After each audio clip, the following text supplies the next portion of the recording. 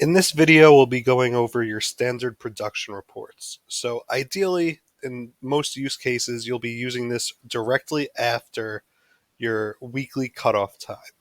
So in my case here, you can see my delivery day is Sunday, May 8th. And to get started, I can either go to my production page directly, or on the reports page, I also have the production report here. This is a more basic form of the production report. But from the production page, we'll have a few more options. Those options include up here on the top right hand corner, variation reports, which would give us a count on our side dishes, such as these sweet potatoes. Group by day, so if we have more than one delivery day, say Sunday and Tuesday, this report will split it up so I can see how many almond crusted chicken I need for Sunday and how many I need for Tuesday.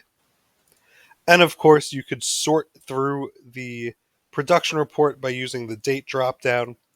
By default, it's always going to be choosing the full next week for you. But if you want to be specific and just get one day, you can go ahead and click that date twice. So it's your start and end date, and click apply. And just like that, we have our production report with our quantities, our sizes, our items. And if we want, we can go ahead and print that or export that to Excel or to a PDF.